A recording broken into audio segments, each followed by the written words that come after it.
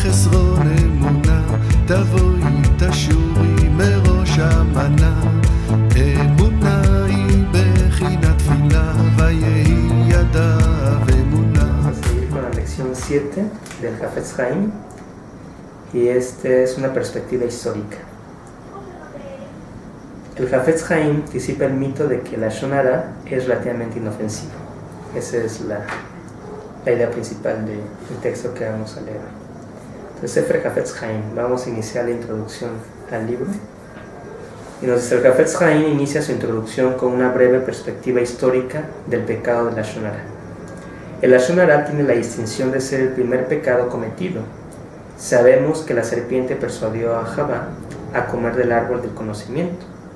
Para lograr su objetivo, la serpiente utilizó un enfoque clásico de la Lashon Hara que se usa aún en la actualidad. Debes saber que el jefe está celoso de ti. Está frenando tu crecimiento en la compañía. Tú realmente eres tan bueno como él.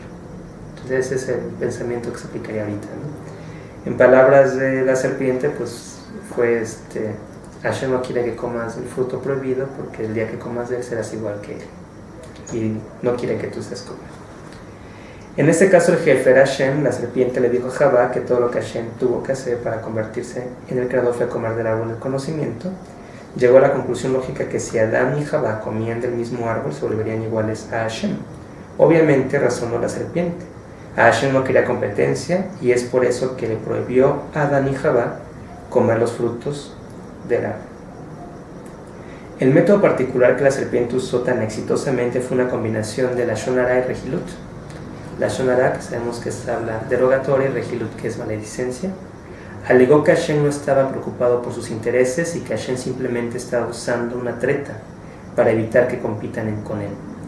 Todos sabemos muy bien el resultado de las malvadas palabras de la serpiente. Adán y Javá fueron desterrados del jardín de Edén. El duro trabajo para producir alimentos se volvió el destino del hombre, mientras que los dolores de parto se volvieron el destino de la mujer. La muerte se introdujo al mundo. En el primer día del hombre sobre la tierra, la Lashon Hara ya había demostrado su poder destructivo.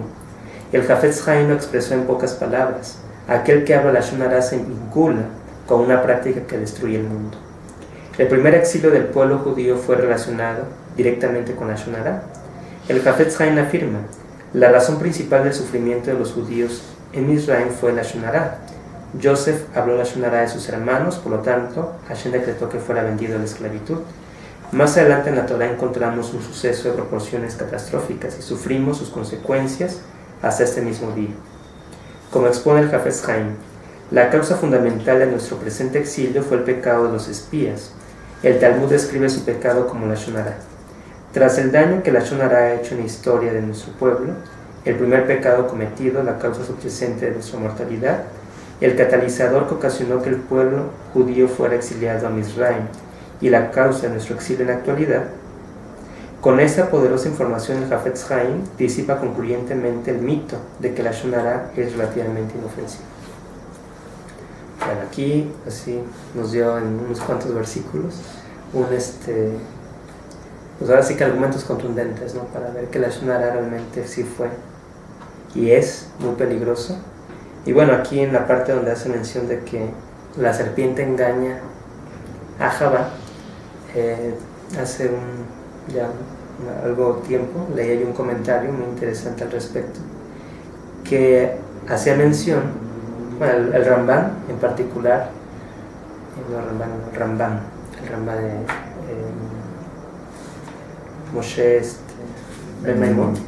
Maimónides, él nos hace mención que en esta parte la serpiente es la imaginación. Y entonces de alguna forma él aquí va a exponer desde una perspectiva de la parte masculina y la parte femenina del alma, de la mente.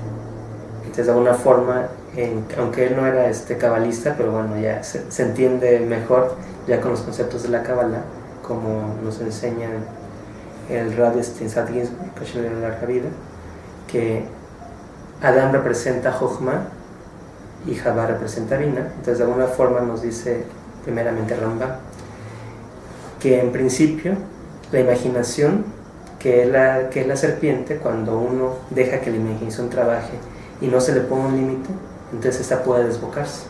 Te dice que la imaginación es como un caballo que si no se toman las riendas se desboca. Entonces, de alguna manera, lo que hizo fue que la parte del cuestionamiento, que vendría siendo el entendimiento, que es la parte femenina, es la parte que de alguna forma disparó o a la cual la imaginación se basó. Entonces, a partir de un cuestionamiento, la imaginación empezó a volar y que todo fue un producto de la mente. Sin embargo, en otra perspectiva nos dicen los cabalistas, considerando que la serpiente de alguna manera es la que va a sembrar la duda, que ella habla a Adán, pero Adán ¿qué hace? No le hace caso. Entonces Adán simplemente, él como había escuchado la orden de Hashem de que él no tenía que comer ese fruto, ni siquiera le considera la serpiente. Sabía que Adán, por más que le dijera y argumentos que le diera, no lo iba a convencer. Sin embargo, Javá sí. ¿Por qué? Porque Javá representa el entendimiento. Entonces, como se le dice de alguna forma, a ver, ¿por qué Hashem no quiere que yo coma? Entonces de ahí empieza y conectamos el comentario del Rambam. Entonces la imaginación empieza a tratar de idear qué es realmente la razón por la cual Hashem no quiere que coma. Entonces finalmente todas esas cuestiones que se empiezan a generar pues van a llevar a que concluyan de que debe ser la razón, precisamente como se llama el árbol del conocimiento, pues era que iba uno a obtener un conocimiento que lo iba a hacer como Dios. Final de cuentas, pues Javá fue la más fácil de seducir, pero ¿por qué? No dice el Rambam, porque la imaginación no estaba rectificada. Entonces, mientras no se controla la imaginación, ¿y cómo se controla la imaginación? Pues si ellos hubiesen esperado a entrar el Shabbat, entonces en ese momento ellos hubiesen estado llenos de santidad, su imaginación estaría rectificada porque estaría ubicada ahora sí que en lo que es Hashem puramente, en esa santidad estaría conectada correctamente, entonces no hubiese pasado nada si yo hubiese comido de ese fruto. Entonces también eso los cualistas nos lo explican. Entonces bueno, de alguna manera aquí, la duda ¿cuál es? La duda es que en el momento en que Javá quiere ahora sí saber qué es, una de las cosas que dice la Torah es que no le agregarás ni le quitarás. Entonces hay otro comentario que hace mención de que el hecho de cuando la serpiente le dice Hashem dijo que no comieran de este árbol, ella dijo sí, que ni siquiera lo toquemos. Entonces la serpiente primeramente la convenció a que tocara el fruto. Una vez que tocó el fruto no pasó nada. Entonces ahí la serpiente luego dijo, ya sé cómo voy a poder llegar a ella. Entonces, ¿por qué fue? Porque dejó una puerta abierta, de alguna forma. Ese es otro comentario. Otro comentario donde deja Javá la puerta abierta, entonces la agrega, y entonces de aquí se nos enseña que ¿cuál fue la primera transgresión? Inclusive antes de la Shonara, la mentira. Haberle agregado algo que Hashem no había dicho. Y entonces a partir de esa mentira, la serpiente ya agarró un argumento para poder convencer a Javá. Entonces este es un comentario que también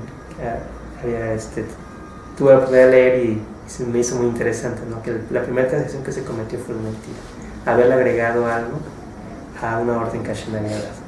Entonces una vez que ya Javá ve que no pasa nada, pues dijo, bueno, tal vez si yo como de ese fruto no pase nada tampoco. Come del fruto, y después la parte interesante es por qué Adán come del fruto. Si Adán sabía perfectamente que iba a morir, o sea, inclusive ahí seguramente pasó algo también tremendo. Adán, yo creo que se vio una encrucijada tal que dijo, si yo no como de ese fruto, voy a quedar solo porque ella va a morir. Entonces si ella es parte de mí, o sea, una parte de mí va a morir, voy a quedar incompleto. Entonces hay muchos argumentos al respecto que se podrían dar de por qué él comió. Sin embargo, pues bueno, al final de cuentas Hashem había terminado casi fuera. ¿Por qué? Porque en ese momento iba a entrar precisamente el Yetzer Hara, para que finalmente él ya perdiera esa visa que tenía, ¿no? Porque se dice que antes de que ellos transgredieran comiendo del fruto, para el hombre existía únicamente la verdad. El hombre sabía lo que era verdad y lo que no era verdad. En otras palabras, sabía lo que daba vida y lo que no daba vida. Al momento de comer el fruto se vuelve relativo. Entra lo bueno y lo malo. Eso es relativo. O sea, por esa razón es que nos dicen varios sabios que el mal no existe. ¿Por qué? Porque en realidad, al final de cuentas, es un término inventado. Es una parte relativa nada más. ¿Por qué? Porque, como decíamos, ¿no?, en una ocasión, el mal va a ser la ausencia del bien. Pero en sí el mal no existe. Entonces, si nos vamos a las raíces, en realidad el bien como tal no existe. Existe la verdad y existe la falsedad. Lo que es verdad, lo que es falso. Sin embargo, entonces el hombre, al comer de eso, le agrega esa parte relativa, y a partir de aquí es el problema, ¿no? Entonces de ahí se hace necesario que Hashem nos dé, ahora sí que una guía, para poder determinar cómo llegar a esa verdad que perdimos en el momento en que se transgredía. Entonces bueno, ahí fue un comentario así para entender un poquito más las razones de que ha sido esto, pero sin embargo aquí el Hafetz Haim nos dice, eso fue la Shonara.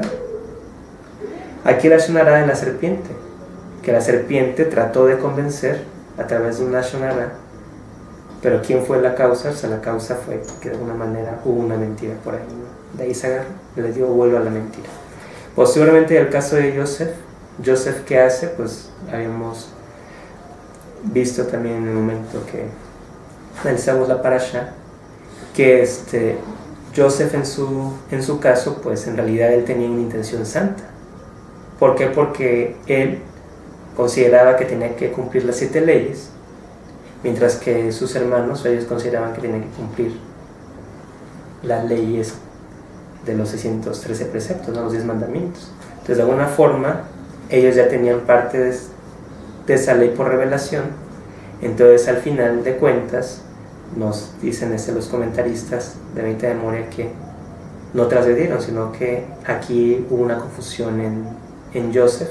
Y Joseph, pues sí, él tiene una preocupación genuina, pero aquí lo que nos viene a enseñar es de que no era la forma correcta, ¿no?, de llamarle la atención, porque al final de cuentas sus hermanos se sintieron avergonzados y sintieron que perdían estima a los ojos de su padre. Entonces bueno, esto lo que generó fue un odio en contra de él.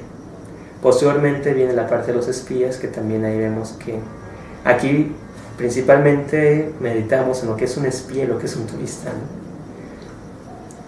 Cuando Moshe le dice al pueblo que vayan a conquistar la tierra prometida, los príncipes dicen, bueno, ¿y por qué no antes mandamos hombres? Pues para ver cómo está la distribución, ver qué armas tienen, qué tipo de gente vive ahí, saber cuáles son sus habilidades. De esa manera vamos a tener una mayor una mayor proyección de cómo puede ser que se desencadene el conflicto con ellos, y de esa manera tendremos ventaja. Pero aquí hay una cuestión muy interesante, que dice Hashem, hazle caso, pero se les nombra desde el principio que iban a mandar espías. ¿Por qué espías? Porque como la palabra espía va siempre a hacer hincapié en algo que va a ver cosas negativas. O sea, alguien que ve cosas negativas es un espía. Un espía, ¿por qué está? Porque está tratando de ver cómo se aleja una persona de lo correcto, ¿no? ¿Por qué ponen un espía en una oficina? Para ver si alguien roba, para ver si alguien está haciendo algo inadecuado.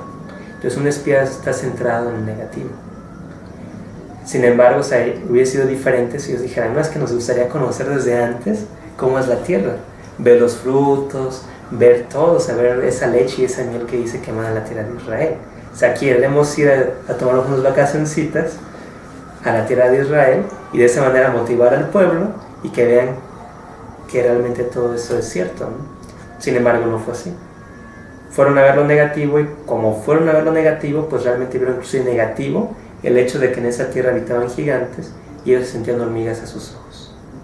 Esto lo hablan delante del pueblo, descorazonan al pueblo, que esa palabra me gusta, que no existe como tal descorazonar, ¿no? Pero da un énfasis haciendo como que de que les saca el corazón casi no sabe descorazonar así como. ¿En qué sentido? En el sentido de que las esperanzas que tenían pues se las rompen, ¿no? De tal grado que pues el pueblo llora amargamente, y pues bueno, pues como leíamos anteriormente, por ese lloro que hizo el pueblo, pues nos dice el Hafetz Haim que Hashem dijo, lloran sin razón, yo les voy a dar razones para que lloren, ¿no? Y se nos revela que la fecha en que sucedió eso fue un 9 de Av, que fueron la fecha en que se destruyeron primero y segundo templo. Pues así, en grandes rasgos, pues son los puntos que ataca el Hafez Haim y nos comprueba tajantemente, fehacientemente, que el Lashon Hara es muy peligroso, ¿no? ¿A qué grado? A tal grado que perdimos esa gran bendición que tenía Adán y Jabá, de conocer la verdad y lo que no era verdad. Caer a una parte relativa en donde, bueno o malo, pero eso ya vimos que va a ser dependiente y por eso requerimos de la Torah, para volver a retornar al nivel en que Adán se encontraba. De la misma manera, pues aquí ya se nos adelanta una parte con Joseph y con los espías, de cómo la Lashon Hara causa problemas.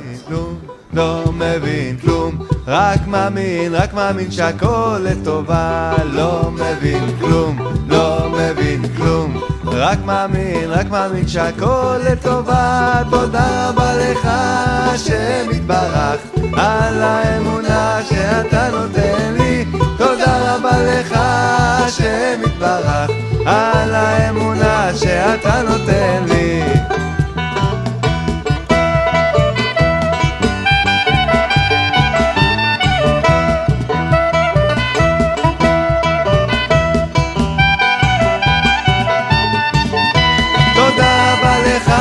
השם יתברך על האמונה שנתת לי. תודה רבה לך השם יתברך על האמונה שנתת לי. לא מגיע לי כלום, לא מגיע לי כלום, לא מגיע לי כלום, לא מגיע לי כלום, לא מגיע לי כלום, לא מגיע לי כלום. תודה רבה לך השם יתברך על כל מה שנתת לי.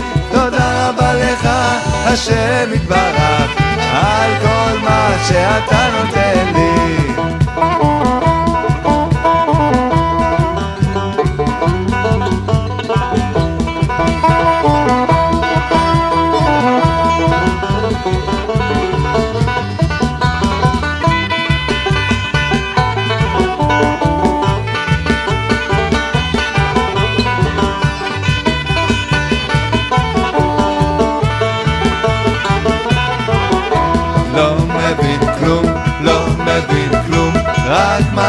רק מאמין שהכל לטובה.